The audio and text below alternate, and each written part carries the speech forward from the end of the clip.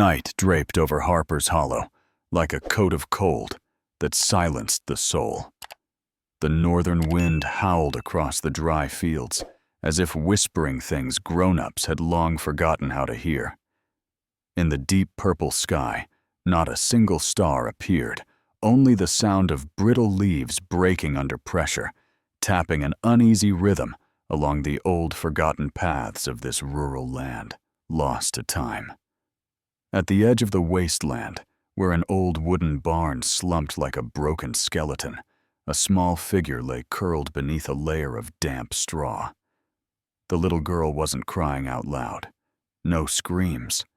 Only faint sounds, like the final breaths of hope seeping slowly into the midnight mist. A 6-year-old child in a torn pink dress, hugging her bruised knees, blew from cold and fear. No one knew she was there. No one except a grizzled dog sitting like a stone statue on the porch. His name was Rex, 11 years old, gray fur spreading around his muzzle joints swollen from time. But his eyes, oh, those eyes still burned like embers under ashes. Rex had once been a legendary canine, had sniffed out life beneath rubble in Haiti, had rescued children trapped after Hurricane Katrina. Now, he was living out his final days beside the only partner he had ever trusted, Liam. But tonight, Rex wasn't sleeping by the hearth. He didn't tuck his head into the old rug. He sat there still as stone, his eyes locked onto the darkness at the far end of the yard, toward the collapsed barn. For 3 nights straight, he hadn't looked away, and Liam, the 60-year-old man who had survived 2 wars and stopped believing in miracles, began to notice. Inside the cozy little house, Liam stood by the sink, holding a faded old coffee mug.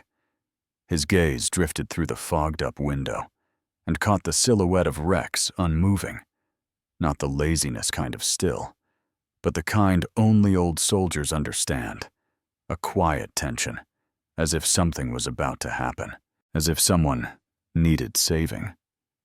He let out a quiet sigh, put the cup down, and threw on the coarse canvas coat he hadn't worn since last winter.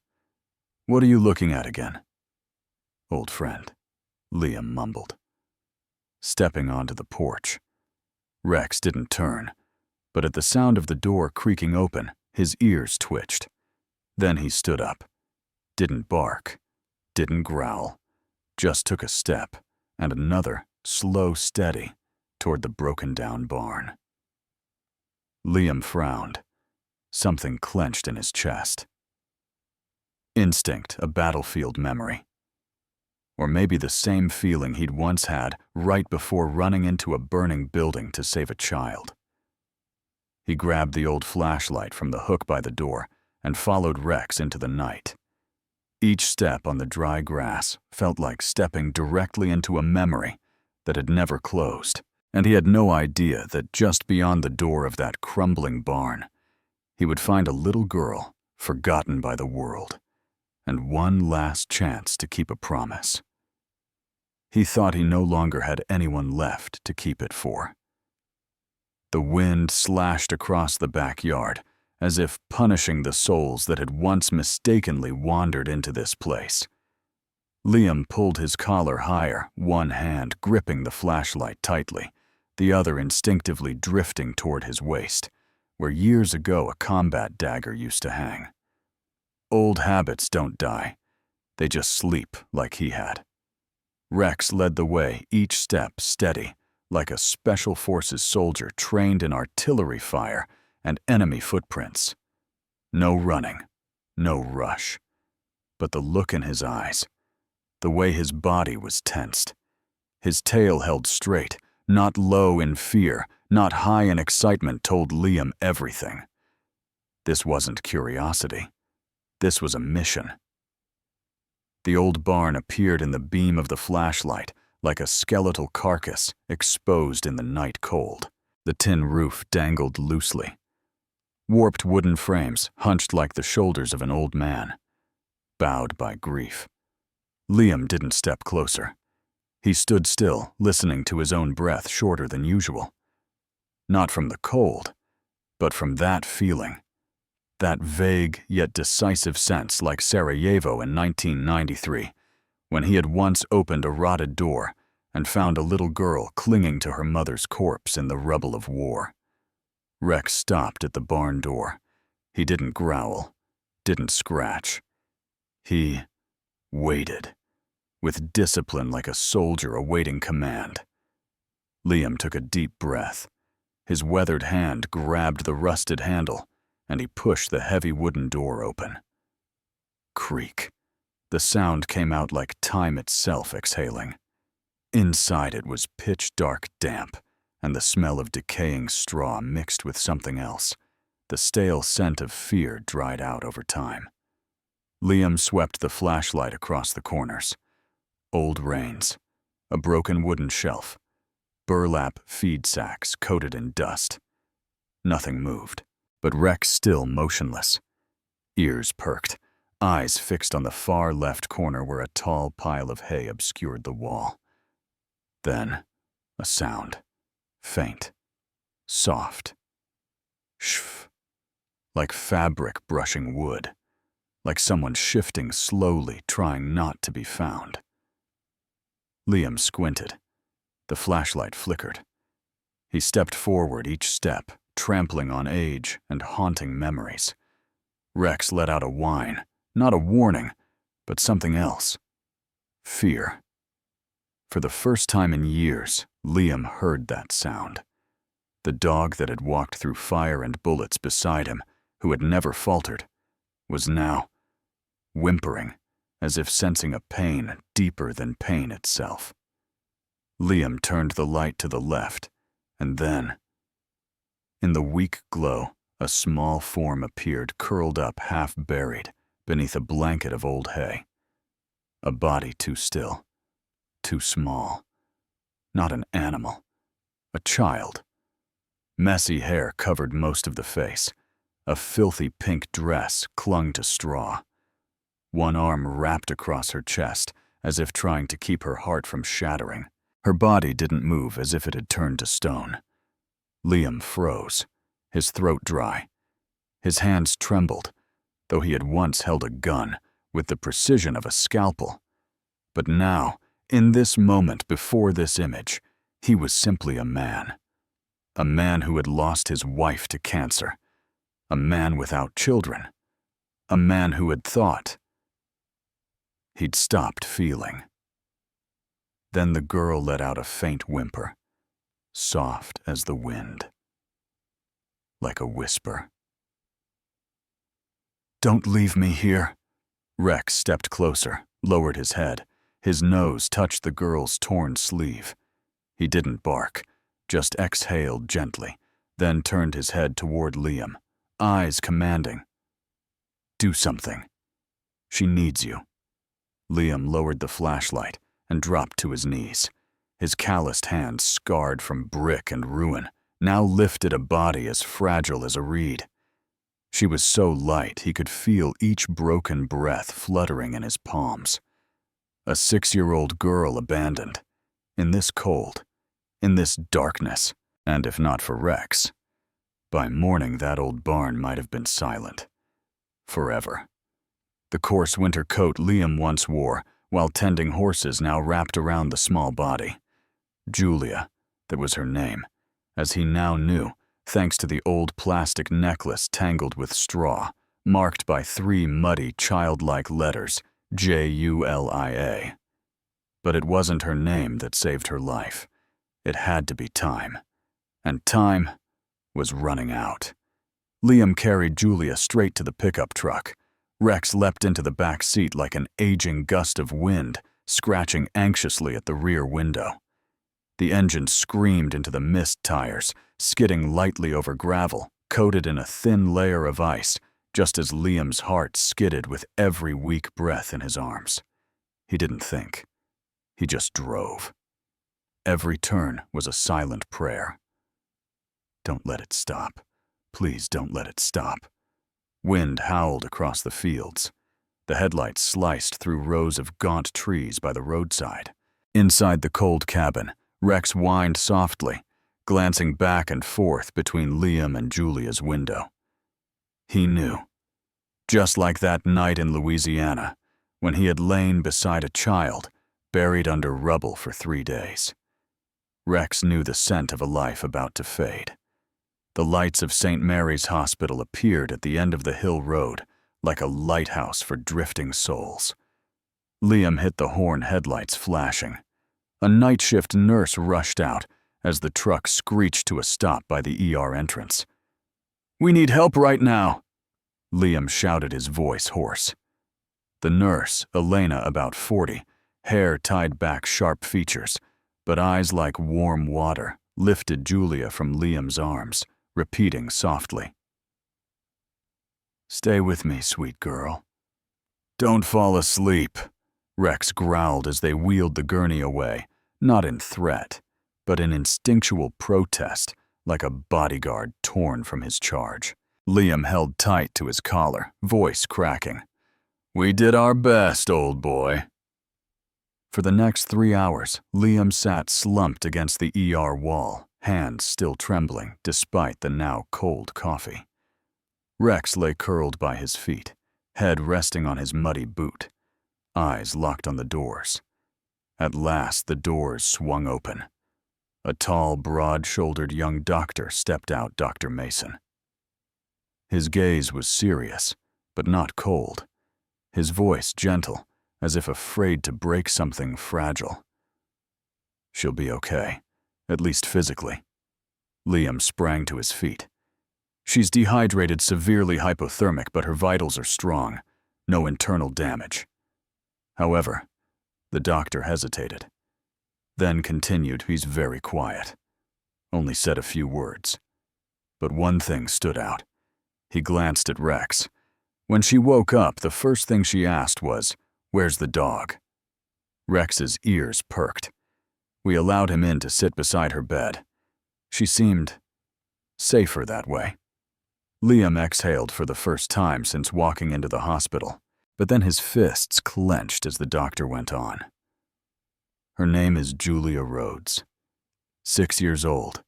She says her biological mother passed away. The woman she lives with, her stepmother, yells a lot. Pulls her hair. Julia said she hid in the barn because she was scared they'd find her." "What about the father?" Liam asked. Voice firmer than intended. "Marine Corps, deployed, a long time ago." Liam said nothing, but in his mind the only thing echoing wasn't the soldier's name, nor the doctor's words. It was the aching warmth in his arms just hours earlier, and the way Rex stood like a silent sentinel while Julia slept, curled in fear. He had once believed he was out of chances to save anyone, out of reasons to live for someone else. But now, watching Rex stretch his neck, eager to return to the girl's side, Liam realized some battles don't need guns, only a warm hand and a heart that hasn't gone completely cold. The next morning, the thin winter sunlight filtered through the window of room 208, casting a soft glow across the white bedsheets and making the last drops of condensation on the glass frame sparkle. The room no longer smelled of sharp disinfectant, like the night before, but was now infused with the faint scent of baked apples, a small pie Liam had brought from his kitchen. Not much, just a single slice wrapped in wax paper, but it carried a silent message. "This old man will be back."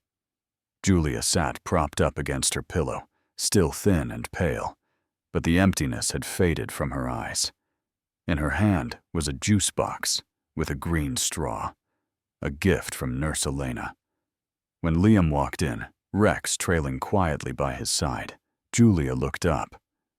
"I thought you weren't coming back." The girl's voice was as soft as early spring wind. "I told you," Liam chuckled. "If I didn't, Rex would have dug up half the town to find me." Julia smiled faintly, and in that moment, that fragile smile, like thread stitching up a torn cloth, something stitched itself firmly into Liam's heart. He sat down, pulling out a wrapped bundle. Brought you a slice of pie. Not bakery good, but it's my wife's secret recipe. Julia opened the paper. The apple pie was still warm through the wax, but as she unwrapped it, something small fell out. A folded, crumpled, and smudged piece of paper, like it had been clenched tightly through countless nights. Liam bent down and picked it up. It was a page torn from a school notebook, pale yellow. The ruled lines blurred from dampness. The handwriting was jagged and childlike, written in purple ink, "Dear Daddy, please come home. I'm scared." Liam held his breath. He slowly unfolded the page. The following lines were full of misspellings scattered with blotches from either tears or juice. It wasn't clear. "I miss you," Mama yells. "I hide in the barn. I don't like her perfume. She says I'm bad. I'm not. I promise." Julia looked up at him uncertain, not because he had read her letter, but because she thought she was about to be scolded. I wrote it a long time ago," she whispered. "But I didn't have a stamp." Liam didn't speak right away. He looked at the paper, then at the girl. Not with the eyes of a stranger, but with the gaze of a man who once had a daughter in a dream he could never reach. At last he nodded gently. "It's all right, sweetheart. This letter will get to your dad, I promise." Rex rested his chin on the edge of the bed and let out a low whine, as if making a vow in the language of the most loyal kind.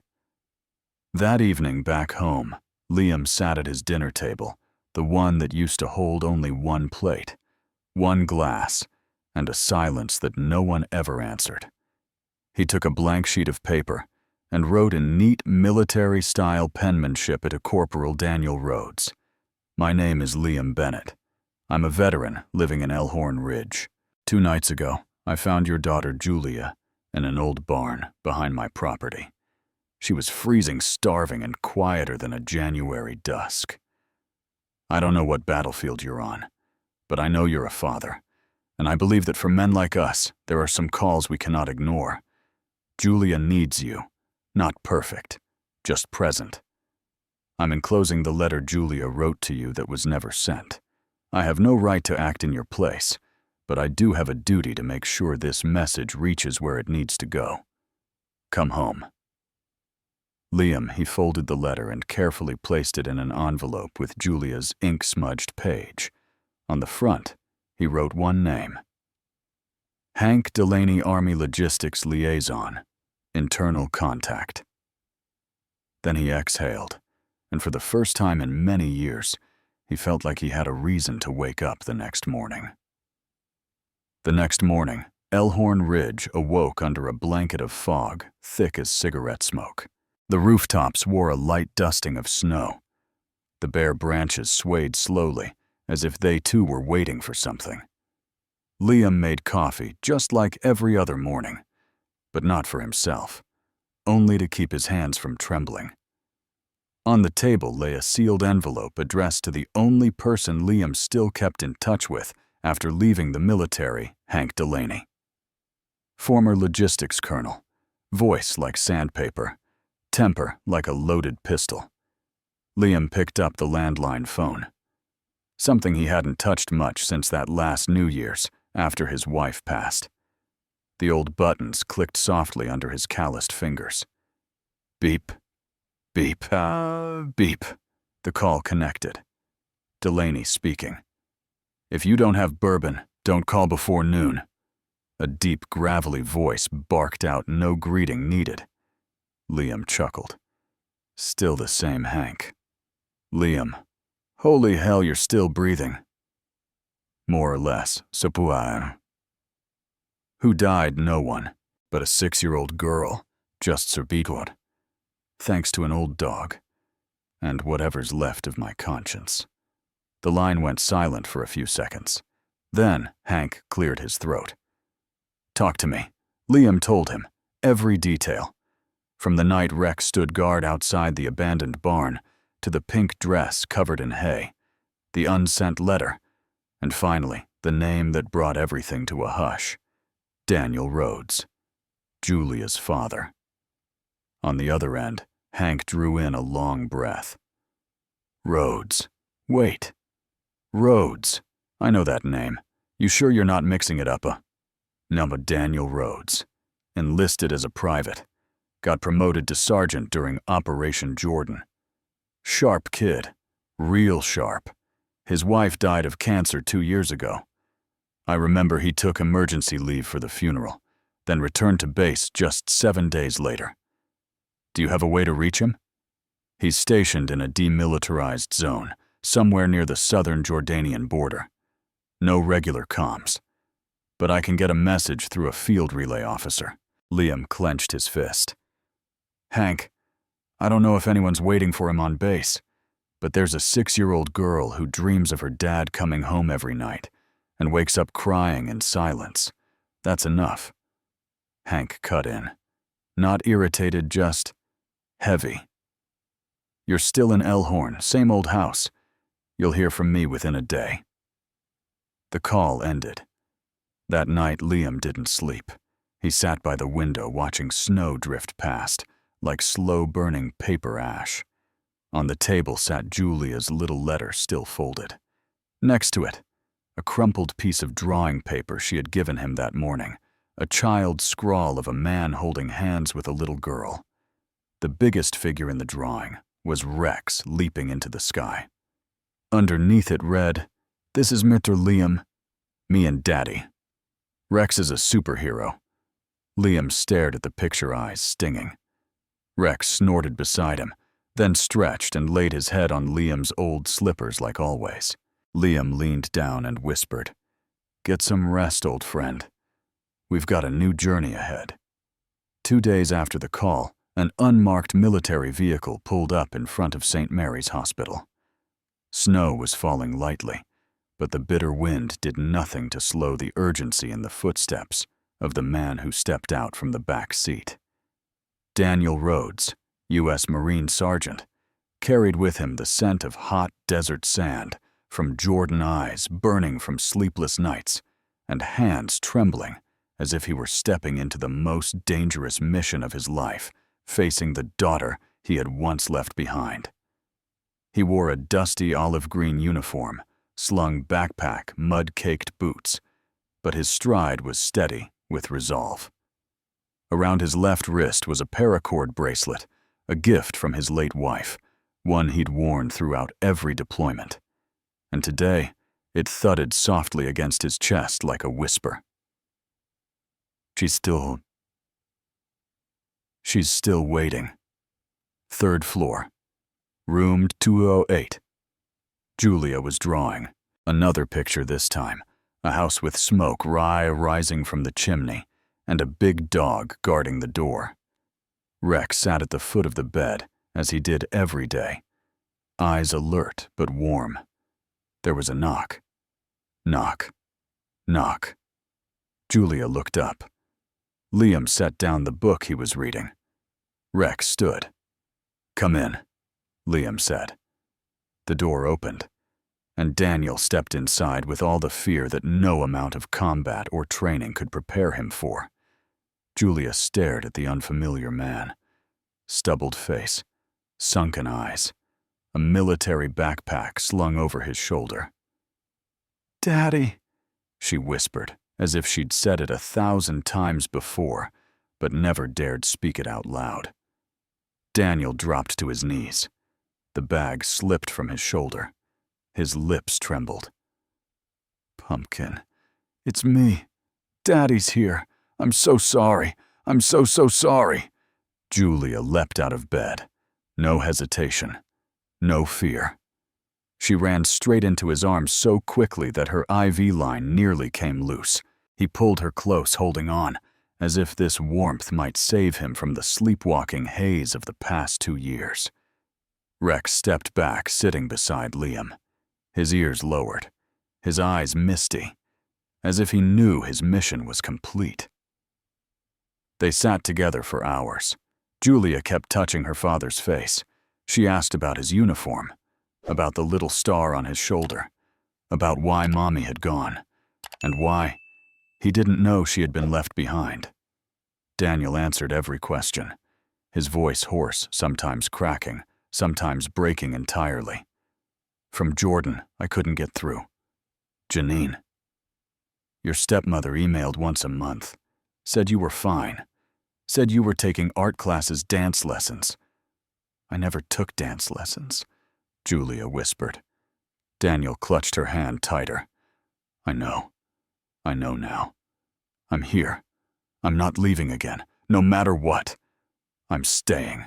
Outside the hospital room, Liam leaned against the white hallway wall, his eyes fixed on the window into room 208, where father and daughter had finally found each other. Elena, the night nurse, approached, chart in hand. Looks like something straight out of a fairy tale, she whispered. No, Liam replied, eyes still on the window. It looks like what should happen. If grown-ups remember to listen. Rex lay curled at Liam's feet, head resting on the man's boot, as if still keeping watch, not as a rescue dog anymore, but simply as the most loyal companion in a war without guns fighting for life, forgiveness, and reunion. Not long after their reunion, snow still fell silently on the weathered rooftops of Elhorn Ridge. But within the hearts of 3 people and 1 dog, a new season had arrived, a season of rebuilding, of reconnection, of long-forgotten things slowly coming back to life. The house stood less than a mile from Liam's farm, old paint-peeling porch, leaning, and a fireplace that wheezed every time the wind passed through. But after hearing the story behind it, Julia tilted her head and asked the question that made both Daniel and Liam pause. Can we make that our home? Liam nodded, a steady gleam in his eyes, like a promise long kept. That's where you'll hang your swing. Work began the very next morning. Daniel rolled fresh paint over the faded walls, patched the roof, replaced broken window panes. Liam, with measuring tape wooden mallet and the lessons of 40 years on the land, guided every nail, every doorframe, like laying the foundation of a new life. Julia brought colored paper and glue. She pasted tiny hearts on the windows, drew pictures of Rex by the fireplace, and every afternoon, like a quiet ritual, checked on the spot behind the house where her swing would go. Andres, the old dog, was the hardest worker of them all. Not a single tool stayed out of place without being nudged back. No one got away with spilling paint on the floor without a long, disappointed stare from him. By noon, he guarded the gate like a grumpy foreman. But at night, he laid beneath Julia's bed, his breaths, slow ears twitching at every creak of the window pane. One day, as the early spring sun began melting the last threads of frost, Daniel walked into the hospital carrying something odd in his arms, an unfinished wooden A-frame. Julia's eyes lit up. What is it? Daniel bent low, his voice solemn. The frame of a princess swing. Julia laughed the truest laugh since the day she left the old barn behind. It took 2 more days to finish. The wood was carefully sanded, the ropes tightly braided, the seat made from reclaimed wood painted purple. Julia's favorite color. On the day it was installed, the wind was still. The snow had stopped. Julia stepped outside, hands gripping the ropes, her eyes shining. Are you sure it won't break? She asked. Dad guarantees it, Daniel said, resting a hand on her shoulder. Julia climbed on. Liam stood a few steps back, coffee mug in hand, eyes fixed without blinking. Rex sat underneath the swing, gaze lifted. For the first time, Julia took flight. Not high, not fast, but enough to toss her hair into the soft sunlight. Laughter burst forth light, as mist clear as a wind chime beneath a quiet eve. No one spoke. That moment said everything. That afternoon, as Julia napped on the old sofa under a warm blanket, Rex resting his head on her legs, Daniel washing dishes in the kitchen, and Liam fixing the door hinge, a small voice rang out. Uncle Liam. He set down the wrench and walked in. "What is it, sweetheart? I was thinking what we should call this house." "Home," he replied. Julia smiled, eyes still closed, fingers gently stroking Rex's ear. "Then, that means we're home now, right?" He nodded, and whispered not to her, but perhaps to himself, "Yes, little one. At last we are home." The wind still blew down the main road of Elhorn Ridge that morning, but it wasn't winter wind anymore. It was the crisp breath of a new season, a season of justice, when the truth, no matter how long it had been buried, finally had a name. The Elhorn Ridge Courthouse was small red brick walls, weathered roof tiles nestled next to a bakery that had shuttered since the pandemic. But inside that modest courtroom had become the center of attention in the entire town. Sitting in the front row was Liam, wearing a deep blue shirt and a clean, well-worn coat. The faint scent of peppermint tobacco clung to him, a quiet echo of his days in uniform. Beside him was Julia, her hair braided neatly, wrapped in a sky-blue sweater, a gift from Nurse Elena. She gripped Liam's large, calloused hand, and beneath their feet Rex lay curled ears, perked eyes alert, as if he knew this would be the only time in his life a dog was allowed in court, and had chosen the front row. Across the room, Janine Rhodes entered. The neon lights offered no mercy to her powder-caked skin, curled blonde hair, designer trench coat heels. Clicking like a countdown to the truth, beside her stood her private attorney Curtis Vale, a man with a voice slick as motor oil and a smile that never touched his eyes. "Your Honor," he began, "my client is a misunderstood woman. She believed Julia was spending the weekend with a neighbor, a regrettable oversight. Yes, but not intentional." The sound of shuffling papers echoed through the room. The air turned noticeably colder. Judge Marlene Hargrove. Silver hair glasses sliding down her nose, voice rasped by 40 years of trials. No one wanted to remember, looked up. "You call leaving a 6-year-old child in an old horse stall unfed and unnoticed for 3 days an oversight?" Curtis swallowed hard. The prosecution called the first witness Elena the nurse. Her voice was steady, her face motherly, but her eyes sharp as a sewing needle. When Julia was admitted, she said she was severely hypothermic, malnourished. She flinched at the sound of high heels. Did she say anything the prosecutor asked? Elena nodded. She said, "Stepmom hates noise," and "I hide so no one sees me." Next was Dr. Mason. His voice was warm and deep. He described the psychological recovery process. But one line froze the entire courtroom. Julia said, "I know she doesn't love me. I just want to be quiet, so no one gets mad." Then it was Liam's turn. The room held its breath as the 60-year-old veteran rose, shoulder forever lowered by a war-born fragment, his hand clutching a faded fabric cap. He recounted that night. Rex, the faint whimper in the hay, the slice of apple pie, the letter. He didn't cry, but his voice, rough, low, unwavering, was enough to still every breath in the room.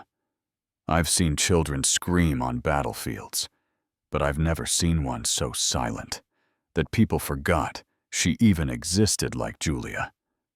"Why did you take her to the hospital?" the prosecutor asked. "Because she's a person, and no one, no matter how small, should be left alone in winter." The verdict was swift and clear. Janine Rhodes was found guilty of child abandonment and severe psychological harm. The court stripped her of all guardianship rights and placed Julia under the custody of her biological father, Daniel Rhodes, with initial oversight by Liam Bennett and the Department of Child Welfare. Janine sat motionless. No screaming. No outburst. But Liam noticed her hands trembled like brittle leaves.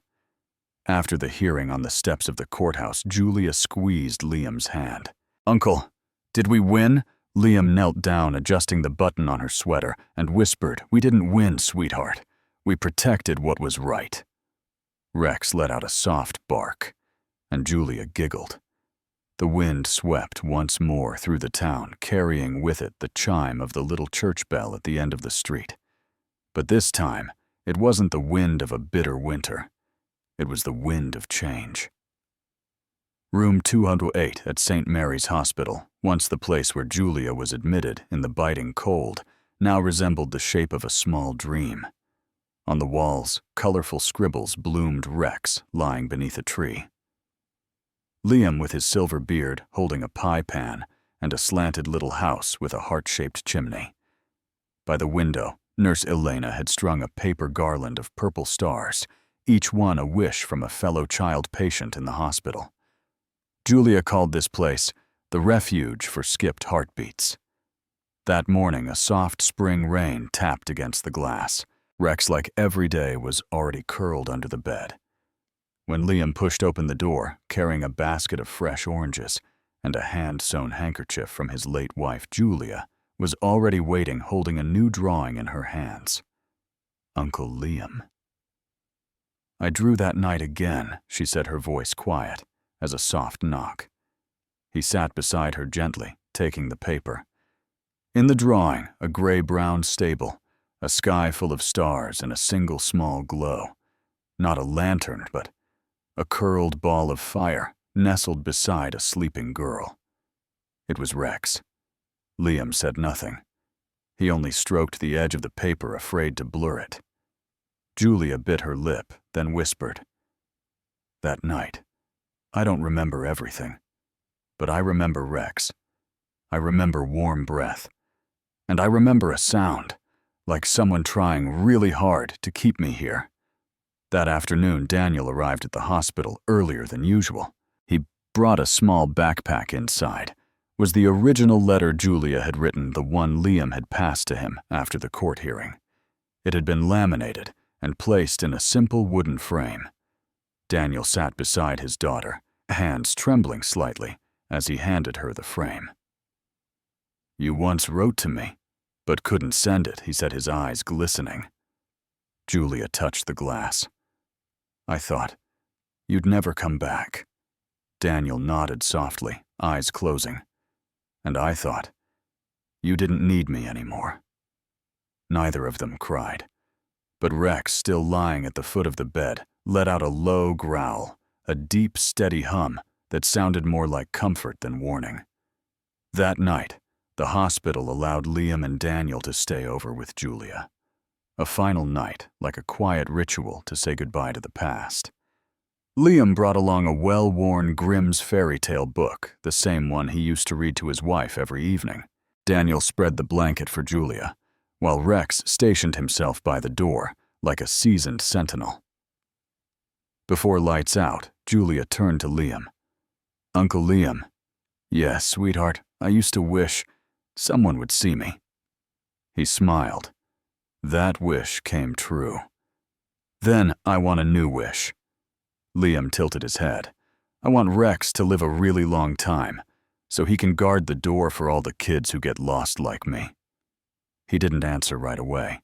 He simply placed his hand gently on Rex's head, now breathing slow and steady. Then said, "Then we'll write that wish on a star and hang it on a tree." That night, Elhorn Ridge was as still as a perfect sleep. And up on the hospital's third floor, a little girl who once wandered through darkness finally slept without nightmares. Outside the room, Rex lay curled across the threshold. No barking, no howling. Just keeping watch over the dream of a small heart that had finally found its way home. Saturday morning, milk-pale clouds drifted lazily across the sky over Elhorn Ridge. No more snow, just a fine mist cloaking the budding treetops.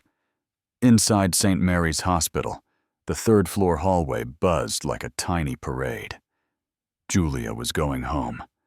Nurse Elena brought her a new pink dress. Not a frilly princess gown, but a soft, gentle one that fit just right, as if whispering, "Welcome home, little one."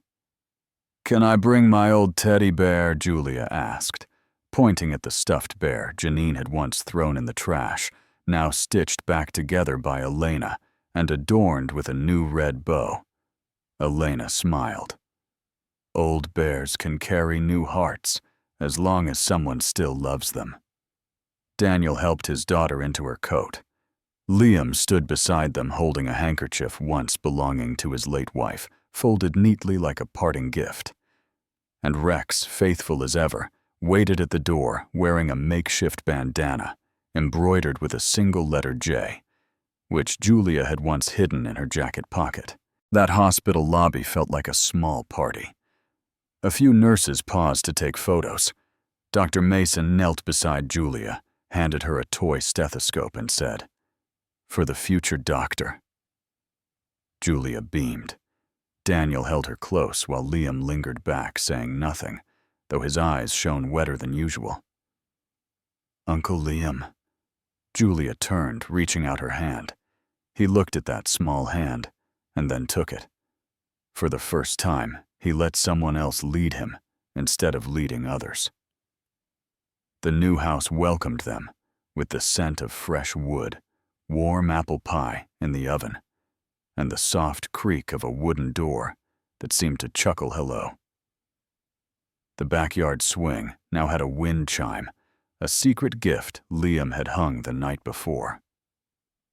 Julia ran through the yard, teddy bear in hand, pink dress fluttering in the breeze.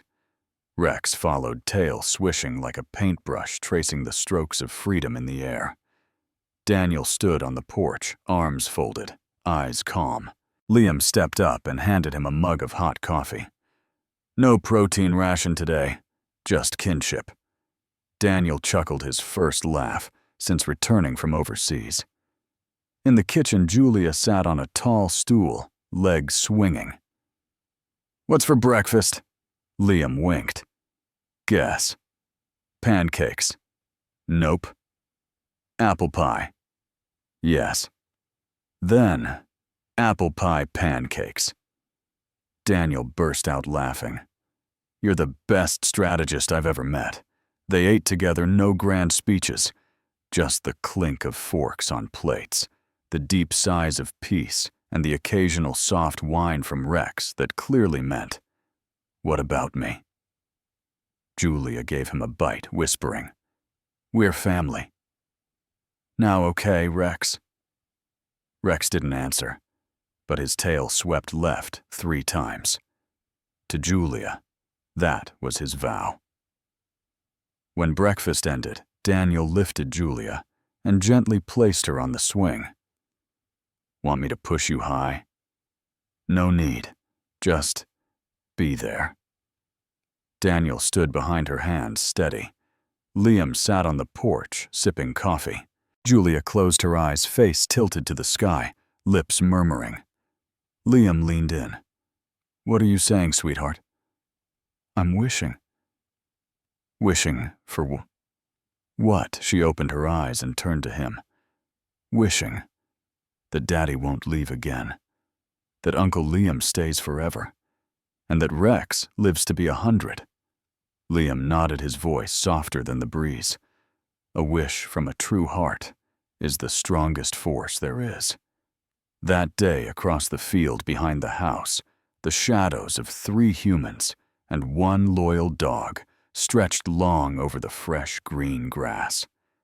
And if someone had stood very far away, listening closely, they might have heard the gentlest sound in the world, the laughter of a child who no longer feared the dark. The days after Julia left the hospital passed like the pages of a brand new book, each line gentle, each chapter warm. Every morning, the little house on the edge of town echoed with the soft patter of tiny feet on old wooden floors. Julia rose early, pulled on her sky blue sweater, her wool socks knitted by Nurse Elena, and went looking for Rex. The old dog had grown used to having a small human call his name before the sun had even yawned. "Rex, time for your checkup," she giggled, pulling behind her a parade of stuffed animals lined up outside the door. Rex, ever the patient, endured ear examinations, fake heart checks, and was rewarded with a treat in the form of a biscuit handed to him solemnly by Julia. Daniel stood in the doorway, watching the scene unfold like he did every day. His eyes, softer than the morning light, held a quiet kind of gratitude. One afternoon, Liam was mending the back fence when Julia came running, a new drawing in her hands. "Uncle Liam, look at this." He wiped his brow and took the crayon-covered paper. A little girl in a white coat wearing a toy stethoscope was leaning over a dog on a tiny gurney. On her cap, bold letters read, "Julia." The old man chuckled, his eyes moss-soft. "A doctor, huh? Why not a princess, like most little girls?" Julia shook her head, so serious that even Rex tilted his ears. "Because princesses don't know how to fix sad hearts." Liam froze. Julia continued, clutching the edge of her drawing. "I want to help kids like me, the ones who stay quiet, the ones who are afraid of daylight. I'll be the doctor who heals hidden hearts." That night, Daniel stood before a small desk he had fashioned from his late wife's old dining table. On it were drawings, coloring books, and a special photo, Julia hugging Rex with Liam in the background, smiling, holding a pie. Quietly, Daniel taped up a fresh sheet of paper beside the desk with big blue letters handwritten across the top. "Little Rex Clinic, healing silent hearts." Julia saw it and squealed. "My real clinic." Daniel knelt down and gently stroked her hair. "How many hearts can you heal?" "Sweetheart," Julia answered. Without hesitation, as long as Rex is alive. In the days that followed, Liam began teaching Julia little things. How to listen, how to care for an injured animal, how patience is often better than understanding. Daniel read to her every night, sometimes sharing stories about her late mother, a woman who always believed a child doesn't need to grow up in perfection, only in love. Julia listened quietly, her eyes misty. Then she whispered, "Where is Mommy now?" Daniel gently squeezed her hand. "She's in my voice, in Uncle Liam's hands, and in every breath Rex takes as he guards your sleep." One evening, as the breeze danced softly through the pines behind the house, Julia sat on the porch, head resting on Rex, eyes fixed on the starlit sky. Liam came out with 2 mugs of hot cocoa. "What do you think about the future?" he asked. "I'm not sure yet," she said. "But I know." She paused. "Rex is the beginning." Liam nodded. "Then you're already on the right path." Julia leaned her head on his shoulder. "I don't dream about the barn anymore. Now I dream about the clinic, with purple walls, with Rex lying by the door, and lots of drawings everywhere. Will you draw the whole family in it too?" "Of course, but in the dream, you're wearing a doctor's coat." "Uncle Liam." Liam let out a laugh, raspy and dry, but his eyes glistened brighter than any star in that night sky. 1 year later, spring returned to Elhorn Ridge, not quietly like the years before, but with warmth spilling over rooftops and daffodils scenting the breeze. In front of a small house on the edge of town, a new wooden sign had been hung, "Rex Clinic, healing lost hearts." Beneath the words was a crayon drawing of a little girl in a white coat, holding hands with an old dog. Not fancy, not professional, but honest, like the journey that brought them here. The backyard swing was still there now, painted purple Dr. Julia's favorite color. Beside it, a bed of small wildflowers bloomed the kind Liam called bravery blooms, because they were the first to rise after the harshest winters. The front yard was filled with people not noisy, just enough to feel like a quiet celebration. Elena arrived with bone-shaped cookies for Rex and a fresh notebook for Julia.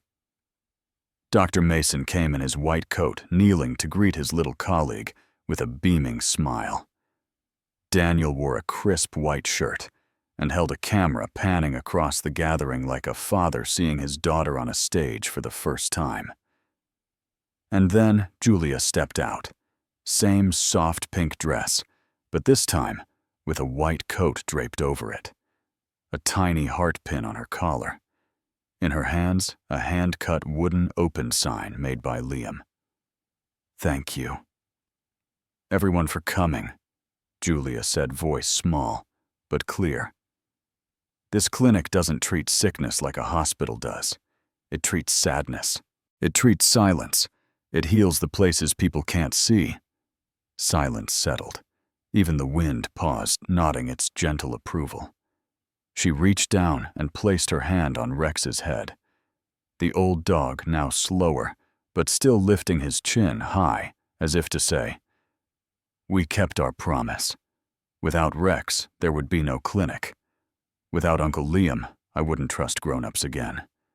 And without my dad, I wouldn't have dared to dream." Daniel gripped his camera tighter. His eyes glistened. "So, today, I'm opening this door for kids like I used to be, and for the dogs no one's realized, are angels." After her speech, Julia cut the ribbon. A small dog, once abandoned behind the hospital, was the clinic's first guest. Julia knelt and called her Hope. Hope trembled, but when Julia held out her hand, Hope stepped forward slowly and pressed her head into the girl's lap. Liam captured the moment. Daniel saved it as the first photo in a brand new album. That night, after the guests had gone, Julia sat on the front step, arms around Hope, head resting on Daniel's shoulder. Liam brought 2 mugs of warm cocoa. Rex lay at their feet, his eyes cloudier now, but his ears still perked at the sound of Julia's quiet footsteps. "Uncle Liam," she asked softly, "do you think Rex can stay with me forever?" He looked down at the old dog, tired now after a long year of standing guard. Then he smiled. "Rex will stay, longer than anyone ever believed, even when he's not here anymore." "Yes, because loyalty doesn't die. It just changes shape." Rex wheezed faintly, but when Julia rested her head on his back, his breathing steadied. Slower, peaceful. At the end of this journey, there were no fireworks, no grand finales, just a little girl who used to be lost, now laughing. A father who once vanished, now holding his child close. An old man who thought his life was over now, quietly beginning again. And a dog, no wings, no armor, who saved them all, simply by not leaving. Some angels don't fly through skies. They walk on 4 legs with brown eyes and sleep outside the doors of hearts, waiting to be called home. Julia was found, but she also found others through warmth, patience, and the eternal lesson of a dog named Rex. If Rex and Julia's story touched your heart, leave a comment. I believe in loyalty. Like this video, subscribe, and share this story to spread love further than any paw could reach. Because sometimes, one dog is enough to change an entire life.